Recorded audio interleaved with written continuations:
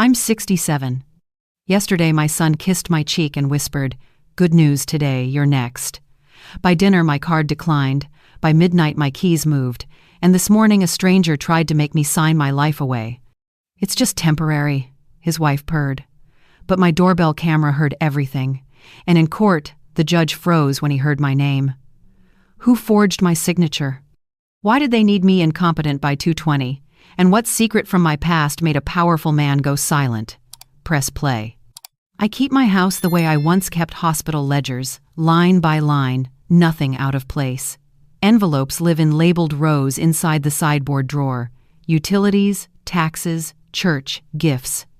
On the kitchen corkboard, tiny flags mark renewal dates in felt tip blue, the handwriting I have trusted for 40 years. The roses in the yard are pruned on the first Saturday of every month, and the snipped canes go into the compost like canceled checks. This morning I polish the cut glass bowl by the door, then hold the red-tagged spare key up to the light. It gleams like a warning. I set it down in the bowl and note the angle without writing it down, the way a bookkeeper notes a variance with her bones. My routine hums. The kettle ticks. The floor is clean enough to make a priest nervous. I lay out the day's small tasks, like coins on a teller's mat. The church rummage sale needs a receipt book, so I place a ballpoint beside my purse. The homeowner's insurance renewal sits under a magnet, premium due in 2 weeks. Beside it, Eleanor's brochure about doorbell cameras peeks from a clip, the corners softened by my thumb.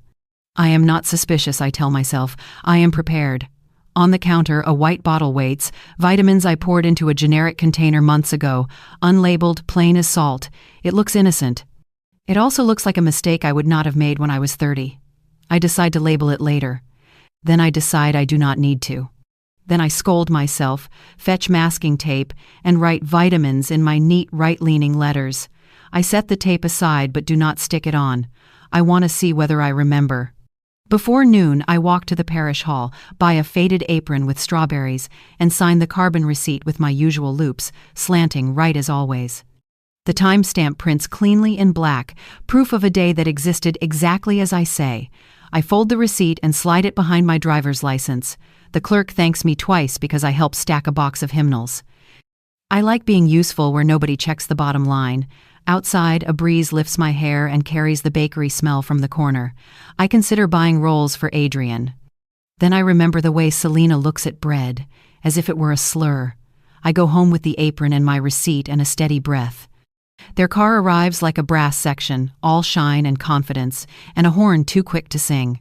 Selena steps out in a coat that pretends it is still winter, and Adrian swings a sweating bottle of supermarket champagne as if we are newly rich. "We have news," he says, kissing the air beside my cheek. I can smell mint and the faint ghost of gasoline. We sit in the living room where the sun falls across the rug like a ledger line. Selena perches, crosses her legs, and admires the roses through the window. "We did it," she says. "We moved Aunt Herta, emergency order, so fast, so smooth, we're celebrating." Adrian lifts the bottle, eyes gleaming. He leans in, voice softened with performance. "Good news today, you're next." The words should be velvet, they are wire. They catch under the skin before I have a name for why. My mouth moves before my fear can. Next for what? Adrian, comfort or custody? Selena laughs, not because it is funny, but because laughter is an instrument she thinks she plays. "Do not be dramatic," she says. "It only means less paperwork for you. We want you relaxed. No more bills or passwords or renewal dates. No more fussing with labels on bottles." Her gaze drifts, casual as a cat, over the counter toward the white container. I notice what she notices and how long she lets herself notice it. I put out 3 glasses and a plate of apples. I cannot drink the champagne without a headache, and they know it. Adrian pries the cork. It punches the air with a sound like a minor victory. He pours anyway. "You did wonders with Herta," he says, as if I had orchestrated my sister's loneliness like a gift. "It was a mercy," I answer. "It was also fast." Selena lists details about the facility as if reading from a brochure: murals, therapies, calendar clubs. She says the word guardianship only once, quickly, the way people say cancer when they want it to behave. Adrian says they have a reservation for dinner to celebrate family progress. I change my shoes, note the key in the bowl again, and close the door behind us. The air smells like rain, though the sky is polite. The restaurant has candles at 4 in the afternoon, and napkins folded like clever hats. Selena orders in a tone that suggests she owns stock in confidence. Adrian tells the server, I am the reason he knows how to do hard things. When the plates arrive, they talk about a startup a friend might fund, a weekend in a city where rooms cost more than my car. I ask about their rent, their car, the way light falls on their mornings. Adrian says mornings are overrated. Selena says mornings are for optimists and dogs. We finish, and the bill slips onto the table on a tray that pretends to be silver. Selena draws a tidy breath. We're treating, she murmurs, then slides the folder toward me with 2 fingers, as if nudging a boat from shore. The gesture is an art. It says generosity, then demands accounting. I take out my card because I am stubborn and because I still believe proof lives in quiet acts. The server returns with a small apology, trying not to be a frown. I'm so sorry, he says. Declined. The word hangs like a naked bulb. Adrian coughs. Selena's smile widens by 1 tooth. She produces a matte black card that might as well be a mirror. We'll fix all of this once we're your signers. It is a stage whisper, friendly poison wrapped in velvet. My dignity isn't a line item, I say, steady enough that the water in my glass does not move. The sentence surprises me. It lands in my chest and sits there like a modest crown. Adrian reaches for my hand across the table. Mom, he says, this is not an attack. It is a plan. You will feel lighter. I pull back gently and fold the napkin into a plain square. I carried you when you were purple and screaming, I answer. I do not mind the weight of my own name.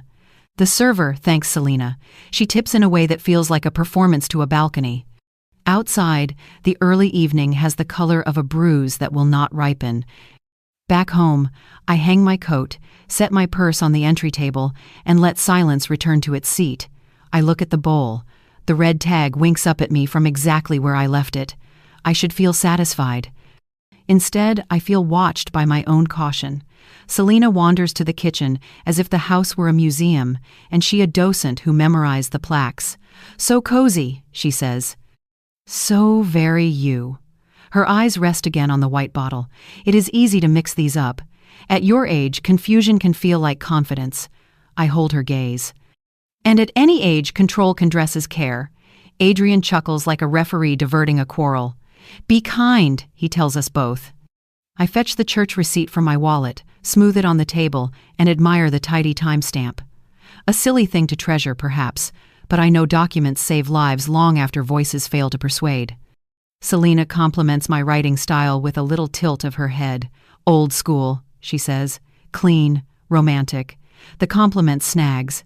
People who plan to copy your name always notice how you make it. I return the receipt to my wallet and close the clasp with a click, a sound that feels like locking a door in a storm. Dinner was good, I say. Thank you for the invitation. Adrian hugs me, his cologne too young for his years, his cheek warm. Think about what we said, he murmurs. We only want ease for you. They leave with the champagne bottle half empty and their certainty overflowing. The car purrs away. I watch the taillights touch the corner like red commas. In the kitchen, I pour the rest of the champagne down the sink because I do not like bubbles that lie. I set the empty bottle beside the recycling and stare at the vitamin container. The masking tape label waits where I left it, the ink crisp. I do not stick it on. I want to know who touches what in my house when I am not looking. I want to know who calls me careful and means compliant. I rinse the 3 glasses, put 2 away, and leave mine on the counter. A single small witness. The house breathes like a satisfied cat. Dusk gives the walls a kinder color. I stand at the corkboard and move the insurance envelope 3 millimeters to the left, a trick I learned from an auditor who once told me, if you want to see whether a drawer has been opened, arrange the papers like teeth. I pin Eleanor's doorbell camera brochure so the picture of the lens looks out over the room like a patient eye. I will ask her tomorrow which brand she trusts. The key glows in the bowl. I can measure my life by the moments I decided to pay attention. Tonight is one of them. I boil water for tea, watch the steam ribbon upward, and hear the echo of my son's voice as if it were inside the kettle. Good news. Today, You're next. The coil clicks off. I do not answer. I put the apron with strawberries on a hook where I can see it, cheerful proof that my money can still buy small, true things. I sit, fold my hands, and let shock curdle into hurt, heavy as cream, stubborn as love. I timed the call to the bank between the kettle and the dust motes when my voice could pass for ordinary. Mr. Greer still answered like a man who remembered me bringing ham rolls for his tellers on inventory days. "Mrs. Vogel," he said with the clean click of a safe, "to what do I owe the pleasure?" I told him I needed to cancel every automatic transfer attached to my accounts, every convenience that had started to feel like a leash. I read numbers in the same tone I once used to balance infusion invoices, careful, patient, exact. He asked no silly questions, only, "You always balance to the penny. Are you safe?" And I surprised myself by answering without apology, "I'm getting there." He put hard stops on the transfers, layered extra verification on logins, and offered to draft a letter regarding my financial competence. I could hear his keyboard moving like a little train across the tracks. When I hung up, the house seemed a notch brighter, as if I had opened a window in a closed room. I set a fresh yellow index card on the counter and wrote, "Bank done," then underlined it. My handwriting the right lean, the clean loops looked like an ally. The red tag key winked up from its bowl. I took a photo of it from shoulder height and a second shot from eye level. Habits learned from watching shows where people swear by angles more than words. I made tea. I waited for the quiet to hold. That was when Selena knocked with her cheekbones and a white box tied in twine. "Croissants," she sang, breezing in on the scent of butter and a blog she had obviously read that morning about elder transitions and stress-relieving guardianship frameworks. She unboxed the pastries like a magician, set them on my plate as if it were hers, and floated around the kitchen, narrating a tour only she had tickets for. "The light in here is so flattering," she said. "You should put a diffuser on the overhead so glare doesn't aggravate your cognition." She brushed a finger across the brochure Eleanor had left, about doorbell cameras, smiled at the lens on the cover, and turned just enough to glance at the key bowl. Not a stare, Selena rarely stares, but a soft fingertip to the rim, a small, meaningless adjustment no one could ever quote. "At your age, confusion can feel like confidence," she offered, splitting a croissant with a sigh of flakes. I wiped a crumb with my thumb and managed. "And at any age, control can dress as care." She laughed like a bell someone rented. "You always were sharp, Marta." Then came the phrases that always arrive dressed as solutions. Streamlining, representative payee, signatory efficiency. She folded a napkin into a sailboat and let it drift, letting me imagine the water. "Adrian worries," she said. "He lies awake over passwords." I pictured my son with insomnia and could not tell whether the image made me ache or burn. I poured her coffee anyway because hospitality is a habit older than any fight. When she left, she kissed the air beside my cheek and told me not to be proud if my memory began playing tricks. After the door clicked, I looked at the key again, then at the brochure, and wrote, "Camera?" in the margin with a little star. By noon, Eleanor appeared from her side porch with a notebook, the color of school. She wore her union jacket, though the day was warm, not for chill but for spine. "I heard fancy car doors this morning," she said, unasked. "And I saw that woman pivot her wrist over your bowl like she was testing its balance." I told her about the bank, and the croissants, and the blog language softly peppered with concern. Eleanor set her notebook on the table and drew a tidy 2-column grid. Date on the left, weather on the right. "Judges trust weather," she said, "because the sky will testify without being paid." We wrote, "Tuesday, cool, weak sun. Croissant visit. Ring adjustment, observed." She gave me the desk sergeant's card from the precinct and said, "When you call the police, be brief, be kind, and be boring. Boring wins hearings." Then she walked my fence line as if it were a contract and nodded at the hinges like old friends. The phone rang at 3, bank number again. Mr. Greer's voice had the careful warmth of a man who does not want to frighten an animal. "We've had an interesting submission," he said. "A scanned power of attorney bearing your name." He paused, then added, "Left-leaning signature. Wrong middle initial. Witnessed by Notary L. Dennison." I could feel the air thin itself. Dennison retired last spring, he continued gently. Also, your son was in the lobby today. I thought you'd want the attempt blocked and documented.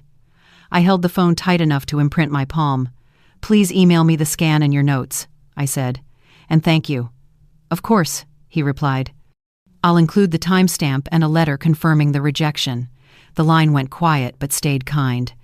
I printed the email as soon as it arrived, inhaled its toner scent like medicine, and set it beside my church rummage sale receipt. 2 names in the same letters, one slanting right like a good wind, one tipping left as if it were already falling. The notary stamp looked respectable until I held it to the light and saw the shadow where a seal should be, notarized by a ghost. I called Adrian while the printer was still ticking. He answered with a music video cheerfulness that grated. Hey, Mom, he said. Did you try the croissants? I didn't waste pleasantries. When did my decline begin, before or after your paperwork? I could hear him smile into the pause. Don't be dramatic. My voice went softer, which is the temperature my anger takes when it wants to be exact. Because your lies are. He sighed like a man who was tired of pushing a refrigerator up a hill and wanted me to apologize for the slope. We're trying to make this clean, he said. You can stop fighting every hand that feeds you. I fed you, I answered, surprised that the sentence did not tremble. I fed you with coupons and double shifts and a sewing machine that lived on my kitchen table. He shifted, maybe stood, the muffled thump of a desk. You don't have to do this the hard way, he said. There's a smooth way. I thought of the notary's dead seal, the slant of the forged name, the retired stamp pretending to be alive. Smooth for whom? I asked. He told me he loved me, then hung up like a man shutting a gate on a pasture he planned to sell. I went straight to the parish office. Father Lutz was in his shirt sleeves, washing coffee mugs like a small penance. He is a man who can bless a room just by standing in it, but he also keeps a calendar that could run a small war. I told him I might need a witness who knows me in ordinary hours, what I pay attention to, how I keep books, that I can still add a column faster than most cash registers. He dried his hands and said, I remember every time you closed our monthly tally without a whisper. I'll say what I know. He wrote his counsel on a napkin, stay truthful, stay brief, stay kind, and tucked it into my purse as if it were a relic. At home I opened the yellow pages, yes, I keep one, and found the elder law listing for Hannah Blum. Her receptionist answered on the second ring with the efficiency that lets old people breathe. I expected a week-long wait and a polite refusal. Instead, the receptionist said, Miss Blum has a cancellation at 5 if you can make it. I could. I wore my navy sweater that makes me look like a person with a notebook. Hannah was compact as a vault and twice as calm. She listened the way surgeons prepare their hands, with care for what they might touch. I laid out the props like exhibits, the red tag key photo, the unsigned vitamin label, the doorbell brochure, the church receipt, the bank email, the printed forged POA. She didn't flinch. You will feel worse before you feel free, she said kindly like a weather report. We will aim for statutes, not feelings. Her checklist wrote itself across a yellow pad, as if it were always meant to be there. Change locks, schedule a camera installation, freeze credit, shut down auto payments, consolidate small accounts. Print, sign, and date every note you plan to rely on later. Tell 3 trusted people exactly what's happening. You'll tell them today, she said.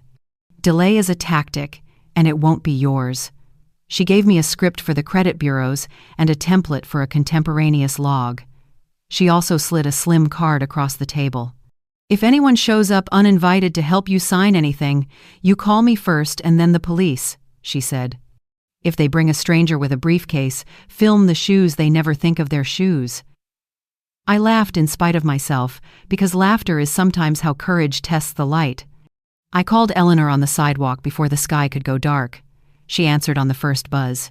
We're formalizing the log, I told her. Dates, weather, faces, phrases. She said she had already sharpened a pencil. Desk sergeant's name is Pilar, she added. If you have to dial, say elder financial pressure and nothing else.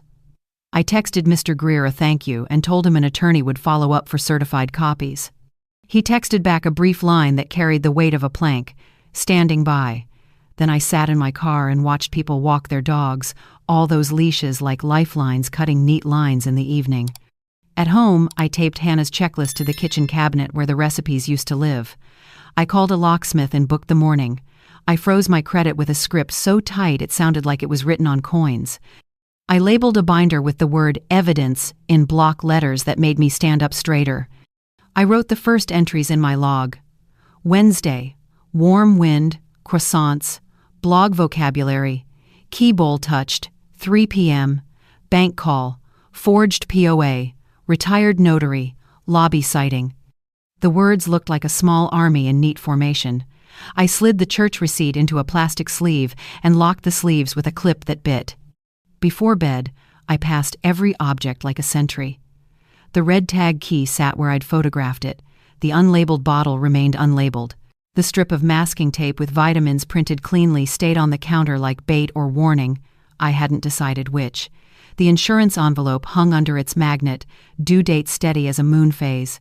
I circled the date once, not because I would forget, but because ink is a way to tell the future what happened. I placed Eleanor's notebook beside mine and imagined our two hands writing the same weather on two different pages. In the quiet, I could feel the hurt thick in my chest, heavy as wet wool, but beneath it something warmer began to simmer. Not rage yet, not fire, but the steady heat a kettle needs before it can sing. "You always balance to the penny," Mr. Greer had said. I touched the pen in my pocket and whispered, "Watch me." Matteo arrived with his backpack hanging from one strap and a grin that looked like sunshine had found a teenager and decided to stay. Eleanor walked behind him with the authority of a foreman inspecting scaffolding. "This is my grandson," she said, as if presenting a tool you'll only ever need to buy once. "He speaks fluent device." "I speak grandmother, too," Matteo added, stepping into my kitchen. "Show me the brochure." I handed over the glossy doorbell camera sheet. He skimmed, unimpressed, then pulled his own compact camera from the bag. "This is better. Wider field, cleaner night image, faster push alerts. We'll angle it so you catch faces, not caps." He glanced at the cut glass bowl. "And I'll make sure we get the key bowl, wide and true." He mounted the camera and opened an app, his thumbs moving like quick birds. "Cloud backups on by default, second copy to an encrypted drive. If anybody tries the gate or even breathes at the mail slot, you'll know." He unplugged and replugged the router, checked signal strength, and called up the test feed. On my phone, the porch appeared rose bushes, matte, key bowl gleam. He set a small drive on the table. "This keeps a rolling mirror of the last 14 days. If your phone dies, we still have everything. Evidence hates being lonely." His eyes flicked over my labels and lined up pens. "You're fast."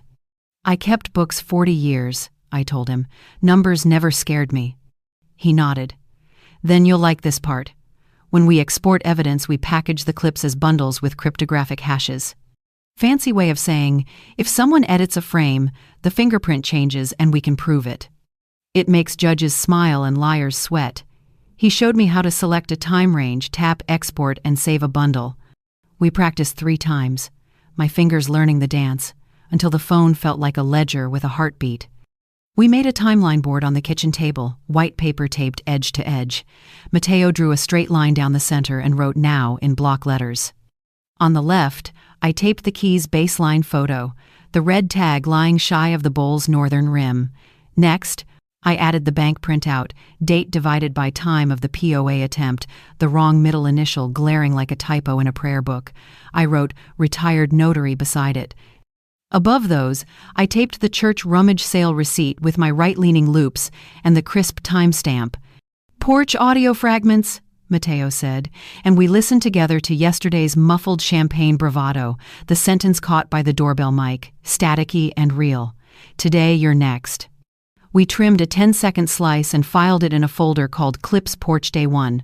I stuck a post-it on the board, "Porch audio. Today you're next." "Pharmacy," I said, remembering the afternoon Selena raised her voice near the vitamins. We walked through it, how she asked the technician to check whether I had filled my prescriptions because she was worried, how she used the word non-compliance as if it were a stain on a carpet. I wrote "pharmacy incident worries about meds" and circled it. As dusk smeared the kitchen windows with mauve, the camera pinged. Matteo lifted his phone. Movement. On the feed, 2 young men hovered at my side gate. One wore a cap too low, the other kept glancing back toward the street, stage fright on a face. I knew from my refrigerator's Christmas photos, Adrian's friend, older now, all angles. The cat boy nudged the latch twice, the way a person tests a story before he tells it. The roses trembled. The latch held. Matteo zoomed, freezing frames with surgeon care. Time-stamped and backed up, he said, and the weather shows wind from the west. We'll capture that in the export. Weather's good courtroom music. Eleanor's text arrived as if she had watched the same movie in another theater. Wind breeze, 6:42 p.m. 2 boys, blue cap. She attached a photo from her upstairs window, grainy but true. We clipped the gate footage and saved it with a name that read like a ship's log, 2024T, HU1842G ATENUD GETWOMALES. Matteo created a hash manifest and printed it. I slid the paper into a sleeve as carefully as if it were my son's first drawing. We added more to the board. I wrote, Adrian in bank lobby witnessed Mr. Greer. Next to it I pasted a sticky labeled, pill bottle unlabeled counter photo. Use neutral phrasing, Matteo murmured. We don't editorialize, we observe. Eleanor arrived with her notebook and set it beside ours. Date and weather, she said, tapping the lines. We synchronized our logs like pilots reading checklists.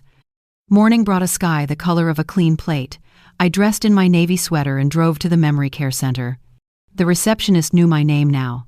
Sorrow teaches you to become a regular at places that smell like lemon cleaner and piano. Aunt Herta sat in a sunroom where every chair was committed to comfort. Her hair had been brushed with patience. When she saw me, her eyes cleared as if someone opened a window. Little Weiss, she said the old childhood name, a petal from a past that still recognized me. I kissed her cheek and gave her a soft peach from the farm stand. She took a bite, then leaned toward my ear with the same conspirator's posture we borrowed as girls. He said, "Sign for your meds," she whispered. The words came out cotton soft, but the meaning was iron. Who? I asked, though I already knew. Your boy, she said, fog drifting back over the syllables like slow weather. Your boy and the woman with the eyelashes. She drifted, the peach cupped in her hand like an obedient moon. A nurse named Mary, 30-ish with shoulders like a rower's, showed me the chart near the desk. We track changes, she said. Her decline ticked forward when a new caregiver insisted on changing her routine meals, moved, bedtime shifted, medication times nudged. She pointed to the notes, the neat squares of professional doubt. Families mean well, she added carefully, but routine is medicine. I photographed the page with her permission, cropping out names that didn't belong to me. In my log I wrote, Herta Lucid reports pressure to sign for meds. Nurse note. Decline began with new caregiver altering routines. Back home, the doorbell rang mid-afternoon. Adrian stood on Eleanor's porch as if he owned air. Selena floated at his shoulder in white sneakers that pretended to be gentle. Eleanor had invited them, at my request, to a public conversation, the kind of talk you can rewind later if the words develop amnesia. The camera eyed us all like a fair witness. I carried the church receipt and the printed fake POA on a clipboard because I have learned to treat paper like a shield. I set them on the table, side by side. The receipt's right-leaning loops looked like birds flying in mild weather, the forged name listed left as if seasick.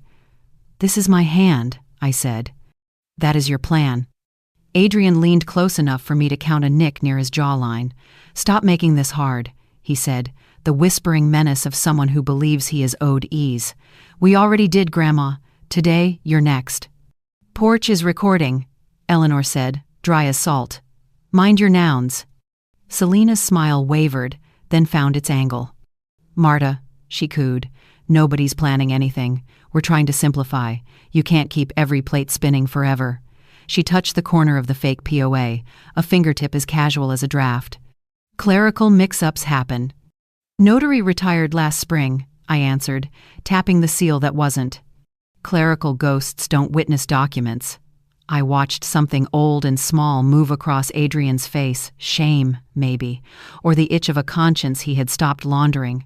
Then it was gone, replaced by Flint. "Mom," he said softly, "don't force me to escalate what doesn't have to be ugly." I kept my voice inside the porch's boundaries, low and civil. "I changed your diapers. You can't frighten me with your vocabulary." He laughed, too quickly, and turned as if to leave. "We'll come back with people who know what they're doing." "Bring them," Eleanor said, folding her notebook. "Make sure their shoes are clean." When they left, the camera gave a polite farewell ping. I stood at the edge of the porch and breathed until my ribs loosened. The anger that had kept me upright softened, and behind it came something smaller, sharper, alive like a paper cut. The knowledge that I had taught this boy to tie his shoes and now had to teach him to fear the law, it hurt in a way that did not want a witness. I went inside and wrote the exchange exactly as it happened, exactly as the camera heard it. Dates, weather, words, nouns. That evening, Hannah called from her office, the hum of a printer behind her like cool rain. "We've got the notary retirement letter," she said. "Clean certification. It includes Dennison's final stamp date." I heard keyboard clatter. "Your primary care physician faxed over a capacity letter, concise and strong. I'll want you to take a brief cognitive screening with a geriatrician for ammunition, but your doctor's note lays a foundation." "And the pharmacy?" I asked. Hannah's breath made a patient square in the receiver. "We subpoenaed records of calls and in-store notes. Also, we have a text from Selena to the pharmacist on Tuesday. I'm worried about Marta. Please flag noncompliance if she misses refills." The pharmacist responded with a generic policy blurb. Thank God no judgments. But it shows her seeding the narrative. "We'll pair it with your chart and your receipt habits." "Do we have enough?" I asked, hating the taste of the question and the child it made me sound like. "We have pattern," she said. "Pattern is a braid you can pull in court. You keep documenting and you keep breathing. Let the evidence do the shouting." Mateo texted 2 final clips that night, a car slowing at the corner, then rolling on, a cat pacing the fence like a sentry. He sent the bundle with a tidy manifest, the hash, a long square of letters and numbers that looked like a secret handshake between machines. I saved it and wrote hash OK in the margin of my board. In bed, I counted breaths instead of sheep. The ceiling made its soft nighttime arguments. Somewhere between 11 and midnight, I let myself cry quiet, the way a person does when grief learns to share a room with resolve. My tears were not for bank letters or forged slants. They were for a boy who used to bring me wildflowers and a woman who used to believe that kindness would train appetite to heal. The pang passed. In its wake, a glimmer small as the beep of the camera when the porch light changes held steady. Tomorrow I would add more lines to the timeline. Tomorrow I would water the roses and email Hannah and bring Aunt Herta a peach again. Tomorrow, the ledger would still be mine. The parish hall smelled of coffee, floor polish, and quiet resolve. I arrived early with a pan of cinnamon rolls and the kind of calm that happens when every chair is set exactly where it belongs. The deacon unlocked the side door, tested the urn, and asked, "Big meeting?" "A family chat," I said, which was true in the way a storm cloud is a little shade. Mara arrived next, jeans and cardigan, carrying a legal pad and the kind of smile people forget after they look away. To the deacon, she was a volunteer note-taker. To Hannah and me, she was a licensed court reporter with ears like a metronome. Mateo came with Eleanor, backpack slung from one shoulder, greeting the crucifix with a polite nod that made me like him more than I already did. He placed a pocket recorder under the table, a little red eye blinking once before it settled into its work. "Directional. Vibration dampened," he said. "It hears sentences and ignores fidgeting." The chairs were taped to the paper tablecloth with blue painter's tape so nothing would slide when tempers did. I arranged cups, stirred the coffee urn, and set the cinnamon rolls where even an enemy would have to reach across kindness to take one. When Adrian and Selena appeared, they brought the smell of expensive laundry and a bright, performative patience. Selena's tablet rode under her arm like a sleek wing. Adrian wore softness like a costume. "Mom," he said, tone pitched to tenderness, "thank you for meeting us. We want everything to be comfortable." "Comfort lives in chairs," I answered. "Truth lives in paper." Hannah sat beside me, opened a slim folder, and poured coffee for everyone like fairness had a temperature. "Ground rules," she said. "No surprises, no signatures today, and we memorialize what is said, then we go home." Adrian began with open palms and the voice of a helpful son. "We've been thinking about the future," he said. "It's time to streamline passwords, bills, refills, all the things that weigh on you." Selena slid a single page across the table. "Temporary authority agreement," the headline pretending to be a pillow. "Just a pilot," she said brightly. 30 days, renewable if you like it. We become your temporary signers, utilities, autopays, medication portals, messages, the simple things that confuse even clever people. I let her list float a moment, then set 2 documents between us, left and right, like 2 sides of a scale. On the left, my church rummage sale receipt, right-leaning loops and a crisp timestamp. On the right, the scanned POA, left-leaning letters and a ghostly notary who had already retired. "Then why does your Marta lean left when I lean right?" I asked, gentle as warm water. "Clerical," Selena said, the word sliding across the table like a coin. "A scan can skew a slant. Printers play tricks." "Machines don't invent retired notaries," I said. Hannah leaned forward, voice friendly as a doorman. "Walk me through the access you believe you need, and why you need each piece." Selena brightened. Lists are her favorite weather. Utilities, autopays, subscription cleanup, password consolidation, pharmacy portals, primary care messaging, insurance claims, a small account reorganization for efficiency. "And the bank?" Hannah asked. "We would like the bank to call us first if Marta is unavailable," Selena said, pronouncing unavailable like a diagnosis. "You mean if I'm dead?" I said. "Or napping." Adrian reached for my hand and stopped just shy of touching. "Look at me, Mom. I'd never hurt you." I watched the space between his fingers and mine, the small gap where my independence lived. Hannah poured more coffee. "Here's a counteroffer," she said. "Provide an index of tasks and a narrative of need. We will consider narrow permissions with fixed expiration and an audit trail. Nothing today." Selena smiled like a hostess. "Of course. We can send clean drafts tonight. 30 days, very gentle." "Temporary is a lovely word," I said. "So is no. We ate rolls because sugar steadies people while paper sharpens them." Hannah asked about the earlier attempt. "Where did you scan last time?" "Our printer jammed," Selena said. "We use the little shop near the gym. Adrian hates how our scanner chews edges," Mara's pencil whispered. Mateo checked the recorder with a glance. Its red light was steady and patient. I kept my face like a window with curtains, open but not indiscreet. "No signing today," I said. "Send your clean drafts. We will review." Relief moved through Adrian like a tide.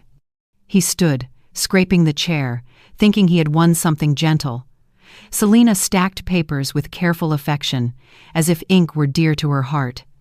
Her tablet woke as she slid it into her bag, screen bright for a breath.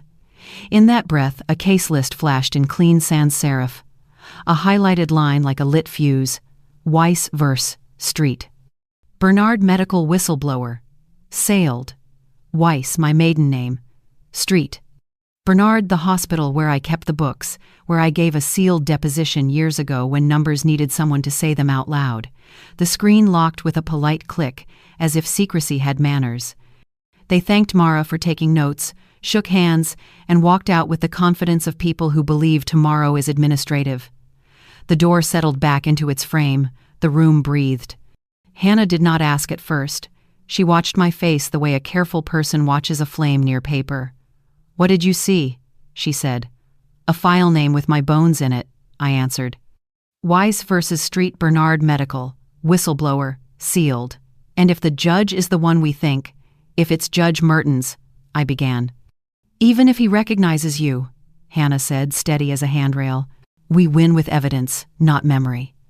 Eleanor recited the morning like a ledger. Pitch for temporary authority. Adrian's line, my question about the lien. Selena's clerical, their admissions, about the bank and the pharmacy and the template, the tablet flash. "We have a tidy morning," she said, wiping crumbs as if erasing chalk. Mateo lifted the recorder, logged the time, and emailed us a bundle with hashes, an electronic fingerprint to keep the story honest.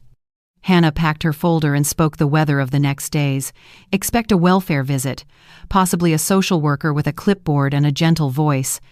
Keep the house orderly, the bottle visible and truthful, the log current, and your phone charged. And the cinnamon rolls? I asked. Keep baking, she said. Judges like people who feed other people. We cleared the table together, the 5 of us moving like a crew who have practiced a drill. The deacon thanked me for the pastry. I thanked the room for holding the truth without flinching. Back home, I slid today's notes into the binder labeled Evidence, added a tab called Church Hall Meat Admissions, and dated it in careful blue ink. I wrote a list for the afternoon: locksmith, camera brand with Eleanor, peaches for Herta, letters to request, receipts to file. The anger that had kept me upright relaxed its shoulders, and resolve stepped forward holding a clipboard. I washed the pan and the cups, let hot water drum the metal, and noticed how the sound resembled applause heard from the wings. Then I sat at the table with one last roll and pressed a thumb into the icing until it surrendered. I thought about the file name, about the older version of me who whispered numbers into a sealed room because nobody else would. I thought about a judge whose sister needed chemo, and about gratitude that lives properly in scrutiny, not in favors. I thought about my son, how he once brought me wildflowers in a fist, and how today his voice sounded like a pen scratching at a line that does not belong to him.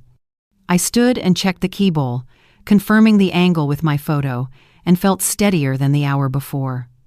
I carried the doorbell brochure to Eleanor's porch and showed her the brand Mateo liked. She squinted into the light and said, "We'll get the kind that makes crooks hate mirrors." "Thank you for the tape corners," I told her.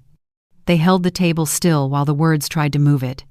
She patted my elbow with the authority of a ship's captain. "We'll keep the room square," she said. "Let them bring their waves." Back inside, I called Hannah and repeated my sentence. "If it's Judge Merton's," she finished it again. "Kind, because accuracy is a kindness. Even if he recognizes you, we win with evidence, not memory." I wrote those words on a yellow card and slid it behind the church receipt, a private creed I could carry into any room. Then I watered the roses until the hose line looked like cursive, and the soil took what it needed without apology. Resolve settled in beside Hurt, companionable as 2 nurses sharing a thermos during rounds. I thought of tomorrow's list, and of the file name, and of the way Adrian had looked when I asked about the slant. I set my phone to charge, placed the binder within reach, and slept because the plan was louder than the threat. Family Courtroom B smelled like recycled air and sharpened pencils. Selena's attorney put glossy prints on the easel, my unlabeled white bottle, my new doorbell camera, a screenshot of my porch log. He called them markers of paranoia, pronounced like a verdict. Selena folded her hands and tried on sorrow. Adrian stared at the table as if innocence might bloom there. The clerk asked me to state my name for the record. I stood, palms flat, voice steady. Marta Weiss Vogel. The syllables crossed the room. Judge Elias Mertens looked up as if a window had opened behind me. For a breath, his fingers stopped moving. Whatever he remembered passed through his eyes and disappeared under discipline. He cleared his throat, gathered the papers, and spoke with the care of a surgeon. "We will proceed with evidentiary care." Hannah's pen stopped, then resumed its quiet march. Opposing counsel pressed forward anyway. She installs surveillance, mislabels medication, refuses reasonable help. Hannah answered with law and edges. "Home safety measures are not delusions." "Your Honor," and the bottle holds vitamins. "The petition is unsupported by competent proof." Judge Mertens listened, no blink wasted. He turned a page, slid his glasses higher, and set the tempo. "Emergency guardianship is denied. We'll set a full hearing in 2 weeks." The gavel was gentle but definitive, like a door closing without malice. In the hallway, the carpet ate footsteps. Selena composed her face for sympathetic onlookers. Adrian leaned close enough for me to count the mint on his breath. "Today you're next," he hissed. "You keep mistaking me for a staircase," I said, not unkind. "I'm a door with a lock." Hannah touched my elbow toward the elevator. 2 weeks is oxygen," she murmured. "We'll build the record." By the glass doors I met my reflection, older, yes, but upright. Bottle, camera, clips, receipts, Eleanor's weather lines. Small truths like beads, ready for string. Fear rearranged into attention. Whatever he knew was his. What I owned were dates, voices, and paper, the quiet scaffolding of myself. I breathed, adjusted my grip, and chose to keep standing. The smear began as whispers that pretended to be concern. At the pharmacy, Mrs. Green's weekend clerk lowered her voice and asked if I needed help sorting pills. The phrase slid across the counter like a wet dishcloth. I recognized the script. Selena had tested it there first. A woman behind me clucked her tongue in that ministry tone strangers borrow when they want to feel both righteous and entertained. I paid for my tea bags and aspirin, folded the receipt into my log, and walked out with my back straight and my heart squinting against the sting. By Sunday, an anonymous note bloomed in the parish bulletin box. Please check on Marta V. Possible confusion, possible exploitation by neighbors. Father Lutz brought it to me with tongs of gentleness. I'm sorry, he said. Anonymity is courage's counterfeit. We logged the paper anyway. Weight, handwriting tilt, the faint cologne it carried. I described it exactly, without adjectives, as if a future judge were already listening. On Monday, my mailbox pried its lip like a frightened animal. The door hung crooked, envelopes splayed like tongue depressors. A glossy application lay on top, offering me a platinum credit card I had not requested. The application referenced a pre-approved pre-qualification survey I had supposedly completed by phone. I had not. I photographed everything. Warp of metal, scatter of mail, the unnerving neatness of that new envelope's edges. That afternoon, the insurance company called to verify risk data. The woman on the line sounded kind, which is how knives dress. We understand you've had some recent changes, she said, including home surveillance installation and increased third-party visits, possibly due to confusion. We may need to mark your policy elevated risk. I asked for her supervisor. Who told you I'm confused? She consulted a screen and said, Community Health Survey Response. I told her to record the following sentence, no consent was given. Remove any designation based on spoofed data. Then I requested a transcript and a letter confirming the correction. Her, of course, wobbled. I called Hannah. She listened the way good scaffolding listens to wind. They'll bury you in paper until you look confused, she said. We'll bury them in evidence, save every envelope, every caller name, every timestamp. We'll turn their storm into a filing system. In the evening, I stopped for gas. The station camera above pump 3 blinked like a tired eyelid. I paid at the terminal and drove home, proud that the day had not tipped me over. The next morning, my phone chirped 3 fraud alerts before breakfast. Purchases I hadn't made: athletic wear, rideshare, an online liquor order stacked up in neat theft. I called the bank. Card skim, the fraud agent said. Pump 3 yesterday. I stared at the receipt Mateo had scanned into my log. Same pump, same minute. The indignity stung more than the money. Thieves were spending my name on things I had no use for. We froze the card. Mr. Greer flagged the account and filed an affidavit attaching the pump camera footage. Later, Eleanor texted a screen grab from her home feed. Selena's car gliding past the station 15 minutes after me. Stopping at pump 5, her phone held up as if she were filming a tutorial about gasoline.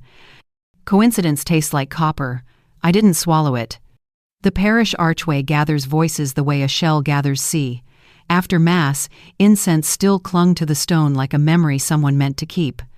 Adrian stepped into the shade and squared himself between me and daylight. Selena hung back, half shadow, polishing her sunglasses with the corner of her coat as if clarity were acrylic. Sign and we stop, Adrian said. He kept his voice low, like a boy telling a secret about fireworks. I hated the softness in my reply, but softness is how truth sometimes enters a hard room. Why, son?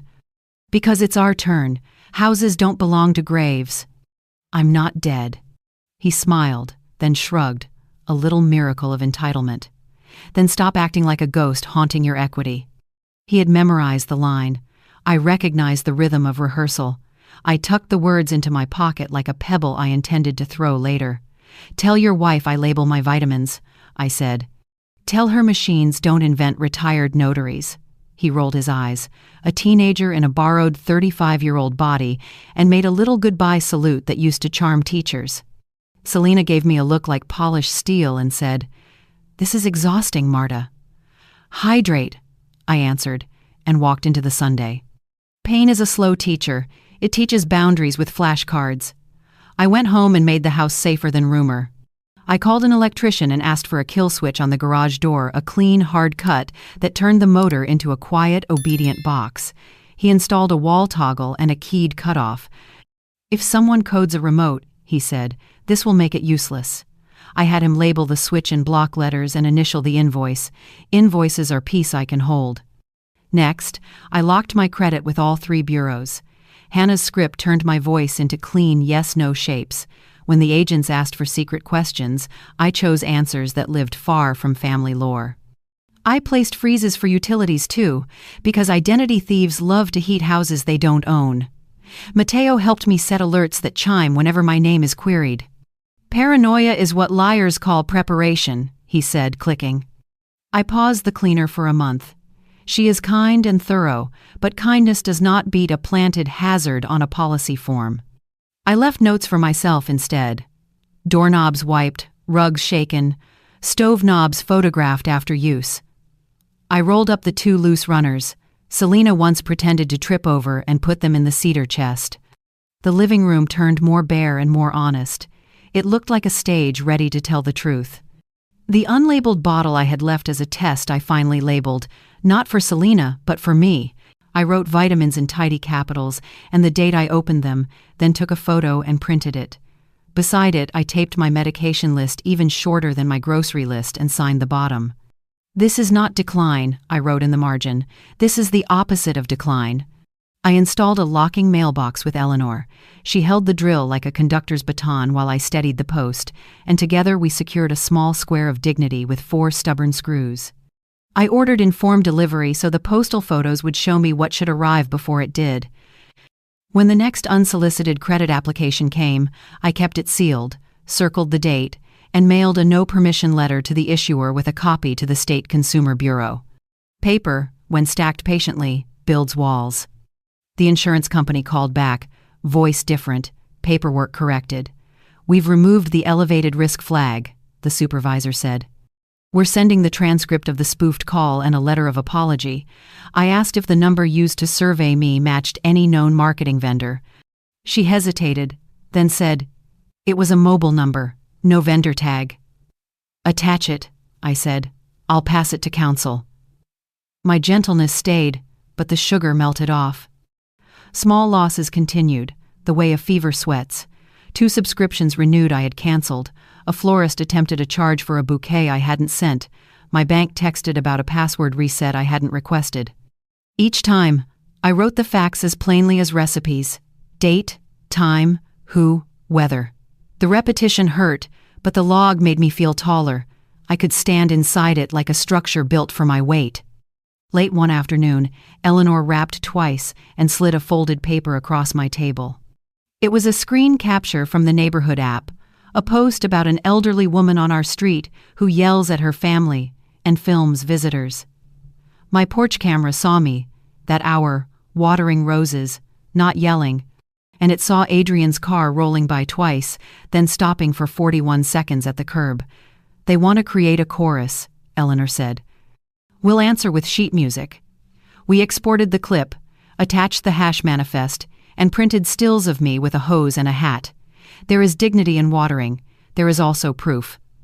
Hannah filed letters to the pharmacy, documenting Selena's text, to the insurer, pinning the spoof, to the state AG's office, flagging the credit mailers, and the pump skim with camera corroboration.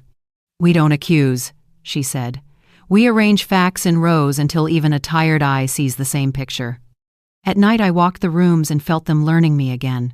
Without the runners, the floor made a crisp sound. Without the extra throw pillows, the couch seemed to exhale. I put a small lamp on a timer so light would keep honest hours. I moved the red tag key to a tiny lockbox near the pantry and noted the change. The bowl, ceremonially empty, now testified to nothing but its own shine.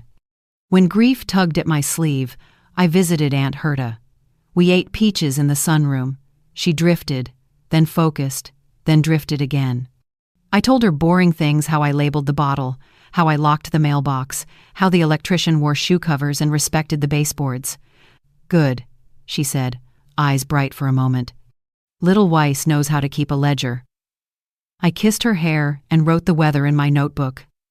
Late light, cool breeze, kindness present. Pain becomes steel not by denying pain, but by giving it a job. Mine sorted paper, watered roses, learned new buttons, and kept breathing. When the doorbell chimed after sunset, I let it. I stood still while the camera watched a stranger leave a flyer and the night fold back over the porch. I thought of Adrian's line under the archway, the rehearsed cruelty of it, and pressed my palm against the evidence binder until my pulse slowed. Then I picked up a pen and wrote one more entry. Today, smear attempted, boundary held. Tomorrow, more proof. Tomorrow, less fear. Tomorrow, I will still be here. At 2 a.m., the kitchen felt like a train station after the last departure, empty benches and stale light. Receipts lay around me like feathers shed by useful birds, each one a quiet record of what I had already survived. The phone sat face down on the table, humming with the temptation that arrives when sleep refuses to sign in. "Post the clips," a treacherous part of me whispered. "Stitch the line, 'Today you're next,' over their smiling faces and let the neighborhood eat it." I imagined the shares, the comments, the cheap vindication. I also imagined the fallout, Herta reading accusations she couldn't parse, Eleanor dragged by strangers who love outrage more than proof, my own name becoming content. Revenge is noisy, I told myself. Justice breathes. I turned the phone over, turned it back, and finally slid it inside a drawer with the pens. I would win, clean or not at all. Dawn lifted like a pale curtain when I parked beside the loading dock at Street Bernard Medical. The building remembered me. The bricks carry gossip. Inside, the records room still smelled of lemon cleaner and paper warmed by machines. Gita was there with her cardigan and her careful hair, the same woman who taught me how to file a scandal so it didn't bleed. She looked up, and her eyes did the arithmetic. "Little Weiss," she said, using the name I wore before I married the quiet man who trusted my columns. We hugged the way colleagues do after a storm brief, grateful, respectful of the shelves. I told her only what the public could hold. There may be a hearing. There are people pretending confusion is my middle name.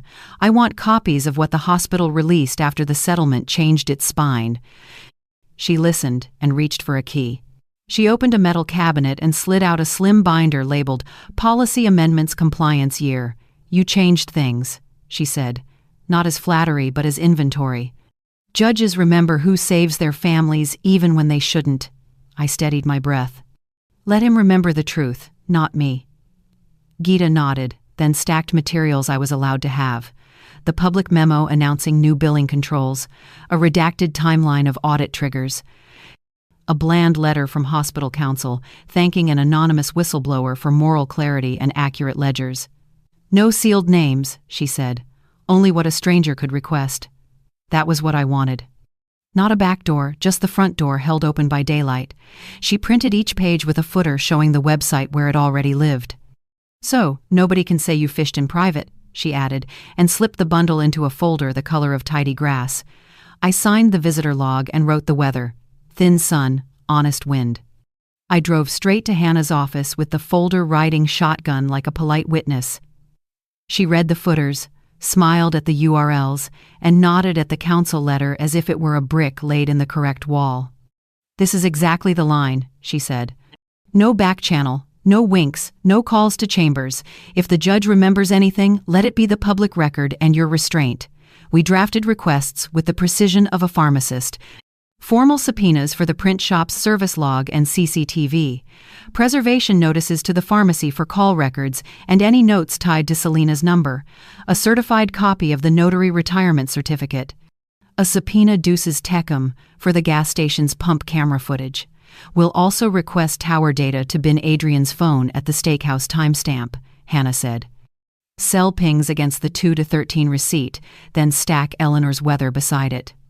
She printed a checklist and wrote in the margin, "Build the spine, then add ribs." Mateo met us that afternoon with cables, drives, and the excitement of a young man who has found the lever that moves a boulder. We sat at Eleanor's table while bees needled the rosemary outside. "We'll make a clip reel the way a watchmaker makes a spring," he said. We chose segments with courtroom ears.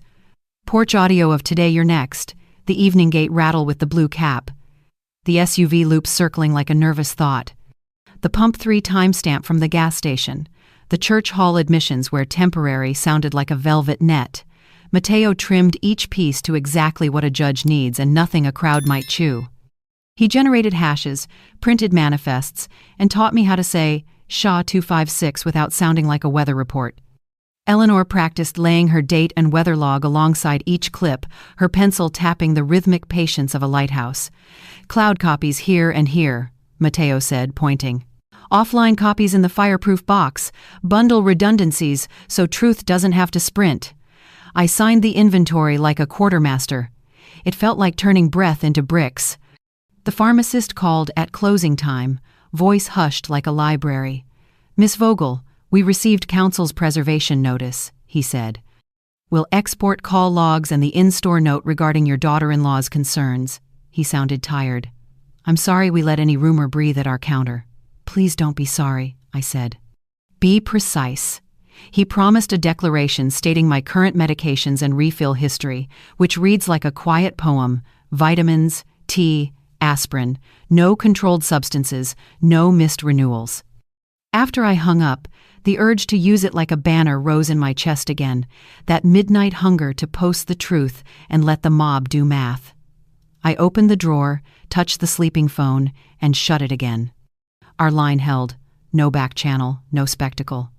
The judge would hear facts under oath, not see my thumbs at 2 a.m. I made myself tea and wrote 3 sentences by hand. We tell the truth the slow way. We let paper walk. We do not bargain with the fire. The next morning, Hannah and I visited the county clerk's annex, where documents smell faintly of dust and good intentions. The notary retirement certificate came on heavy paper with a raised seal you could read with your thumb. The clerk, a woman who wore her hair like a signature, dated and initialed our copy. "People keep trying to revive old stamps," she said, rolling her eyes softly. "We keep burying them with paperwork." We thanked her and walked 2 blocks to the strip mall where the print shop lives between a nail salon and a store that sells trophies for children who already know how to win. Hannah served the manager our subpoena like a courteous waiter delivers soup. He brought out a homegrown technician with ink on his fingers. "We'll pull the service ticket for the jam that night," he said, "and the CCTV of anyone photographing the notary stamp binder. We don't let pictures, but people try." He looked at me and shrugged. "Printers don't forge. People do." His sentence felt like a plank I could cross a river on. In the afternoon, I asked the memory care nurse for a copy of Herta's chart note about the routine disruption, following the lawful path. Written request, release on file, black lines where the law insists on privacy. The note we received said enough. Agitation increased after a new caregiver altered established times and habits. We added it to the spine, because harm explains motive more honestly than speeches. In the evening, Eleanor and I sat with our logs and clipped the day to size. She cross-checked dates against weather archives, adding barometric notes because she likes the way pressure tells truth. We rehearsed her testimony aloud, not the feelings, only the facts, times, directions, the tilt of a cap, how long a car idled, which neighbor waved. "Short sentences," she said, tapping her pencil. "Let the judge build the paragraph." I drafted my own declaration with the same economy: what I saw, what I did, what I refused. Before bed, I walked the garden with a hose and a flashlight. Water beaded on the leaves like commas, pausing, connecting, making meaning. The roots don't care about gossip. They answer to steadiness. "Steady," I whispered to the roses and to myself. "Drink, then bloom." Somewhere beyond the hedge, a car idled, then rolled away. The camera caught its taillights and minded its own business. Inside, I laid the hospital packet beside the binder, then stacked the subpoenas and the manifest until the pile had the height of a modest prayer. Justice is made of such unglamorous towers. I unplugged the drawer phone, slid it back into its cradle, and felt the room exhale. Conscience had finished speaking. Clarity stood up, took the list, and went to work for the long work. By Monday, the tempo inside Hannah's conference room felt different, faster, steadier, purposeful, not panic, preparation. She had lined the table with labeled binders like instruments set before a concert. I placed my evidence spine in front of me and breathed as if rehearsing scales. This was the rally, not the fight, the tightening of laces before the run. Mr. Greer arrived first, carrying a narrow folder and the old familiar smell of bank paper. "Competence letter, with exhibits," he said, sliding it toward Hannah. "History of on-time payments, reconciled ledgers, and a statement about her decision-making under stress." He looked at me, almost fatherly. "You still balance to the penny." The letter itself was clean as a ledger line. I managed my accounts independently. I initiated fraud holds. I pursued remediation without prompting. He'd even attached the Pump 3 affidavit with station footage request stamped received. "Bank testimony is boring," he added, "and judges trust boring." Gita followed him, hugging a binder like a careful violin. "Public policy docs only," she said, setting down the hospital packet. Inside, the compliance year amendments that came after my whistle, links on every footer, and the council letter thanking an anonymous whistleblower for accuracy and courage. No sealed names. Sunlight where sunlight belongs. She squeezed my hand. "You change things. Whether he remembers you or not, the paper remembers." The pharmacy tech arrived in a hurry, cheeks ruddy from the walk. He held a signed declaration and an apology typed in a plain sans serif that looked ashamed of itself. "I'm sorry for the counter gossip," he said. "Statement clarifies your current meds, vitamin labeling, and consistent refill history." Also attached, the log of Miss Selena's text asking us to flag non-compliance. He swallowed. "We shouldn't have let concern turn into theater." Hannah thanked him twice, then clipped the declaration under a lavender tab labeled Pharmacy. Dr. Amen came next, coat unbuttoned, eyes kind, posture exact. He carried the cognitive evaluation like a passport. "On-record assessment," he said gently. "Clock draw perfect. Serial 7's clean.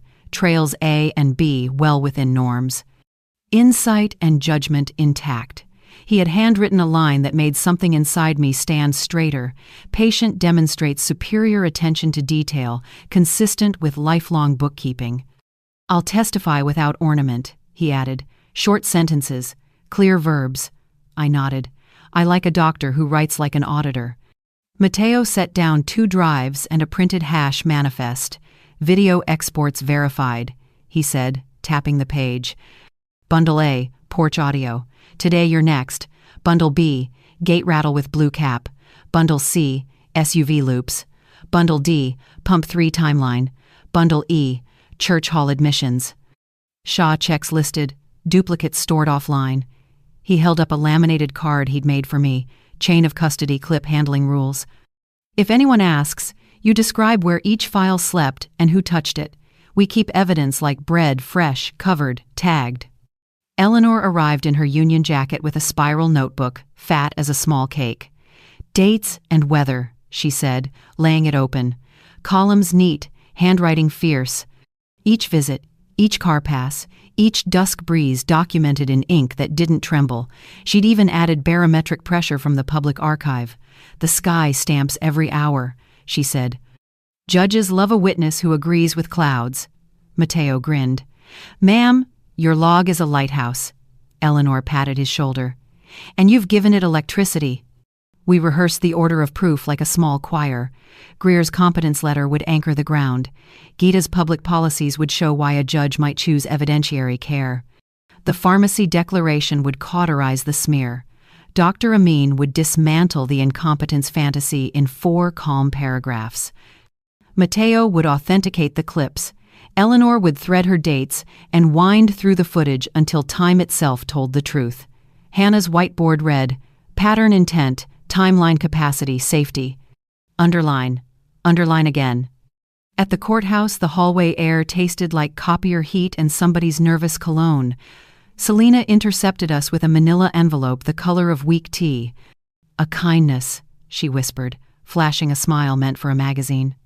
"A sunset POA expires automatically after 6 months. Minimal authority. Will make you comfortable."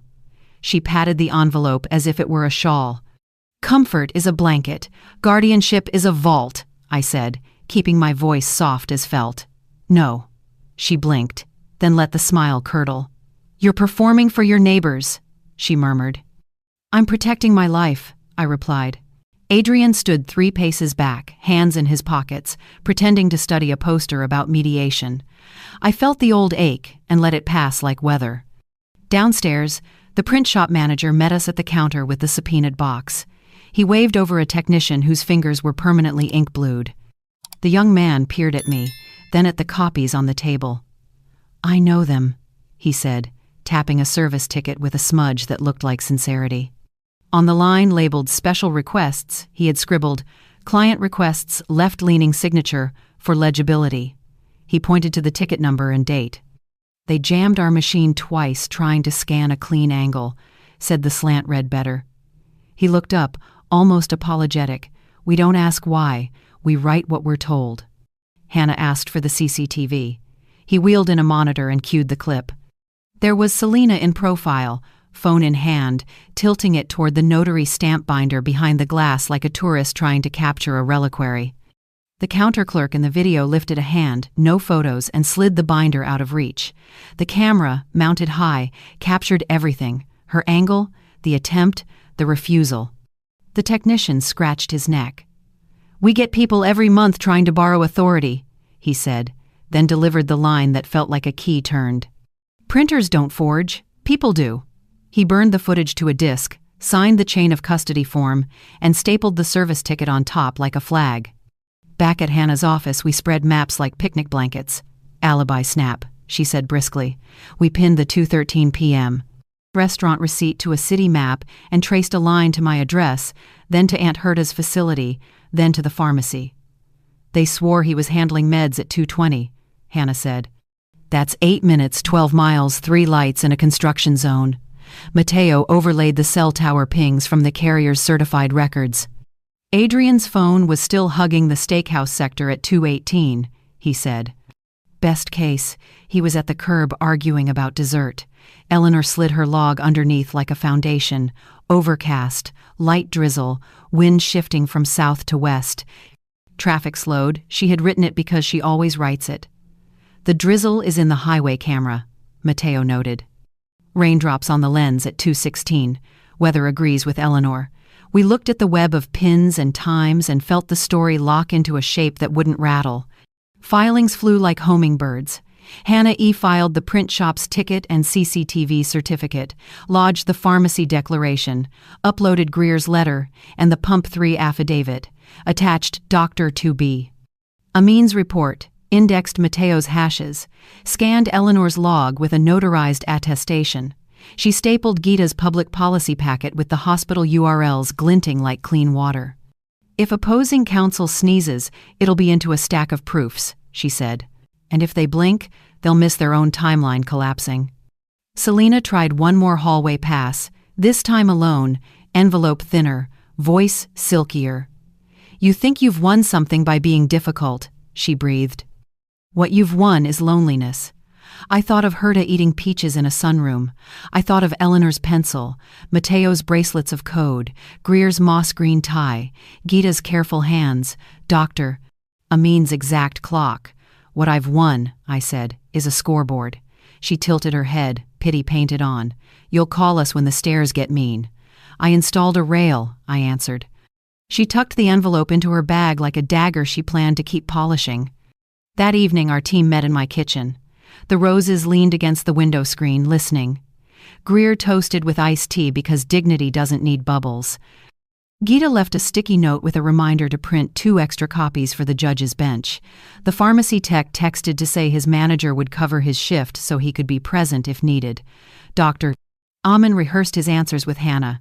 Question, answer, period.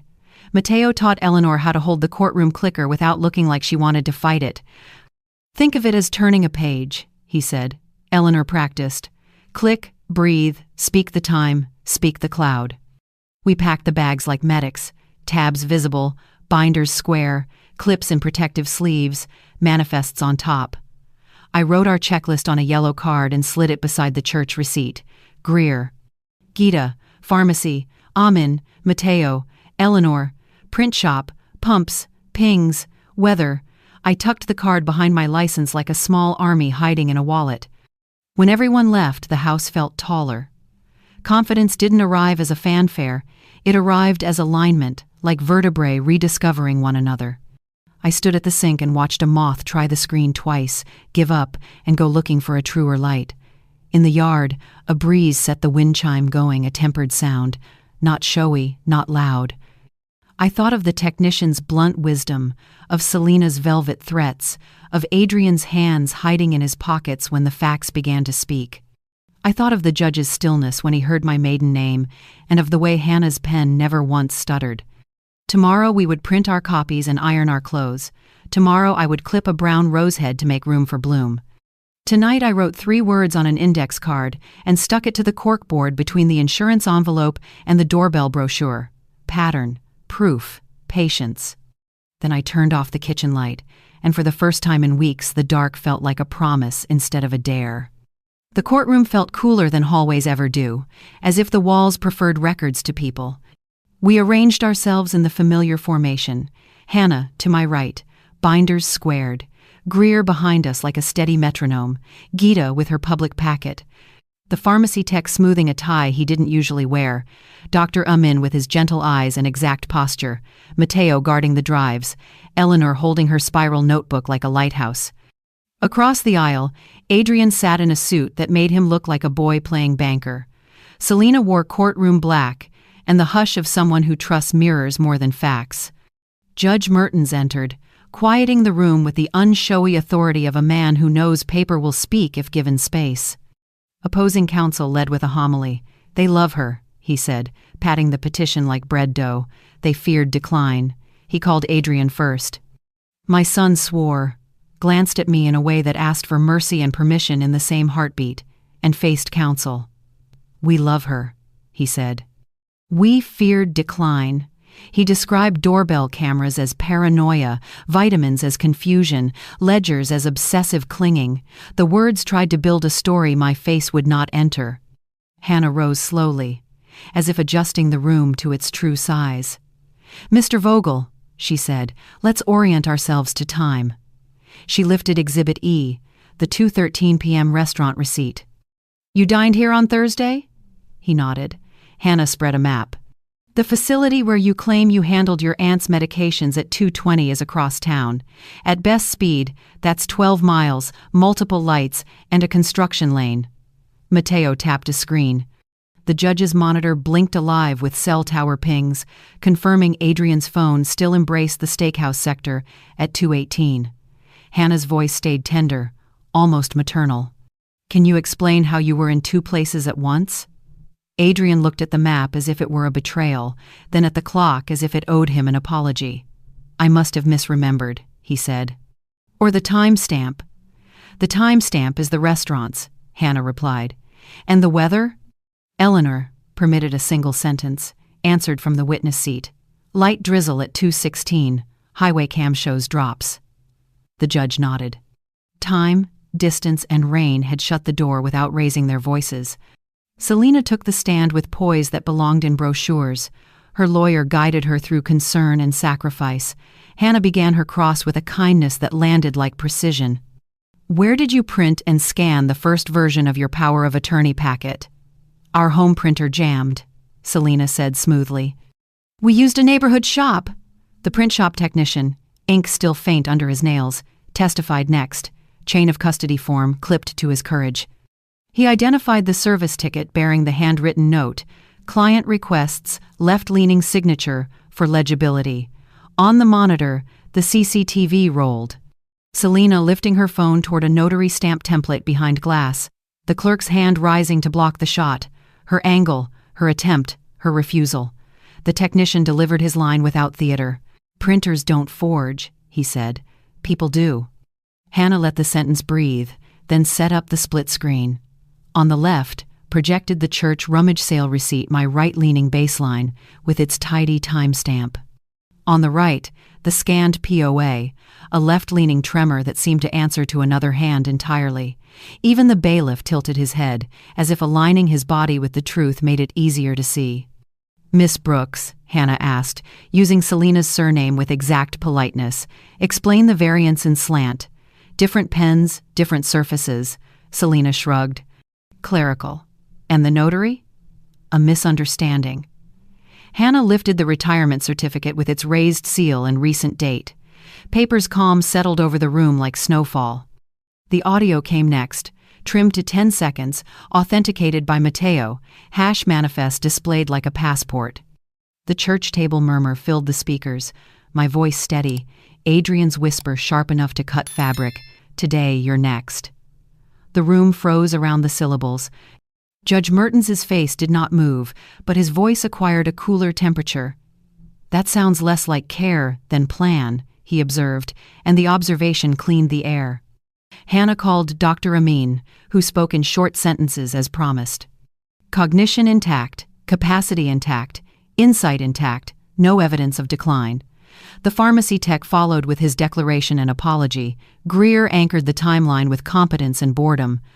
Gita laid the hospital policies on the bench like clean linen, footers glowing with public links, the council letter thanking an anonymous whistleblower for accuracy and courage.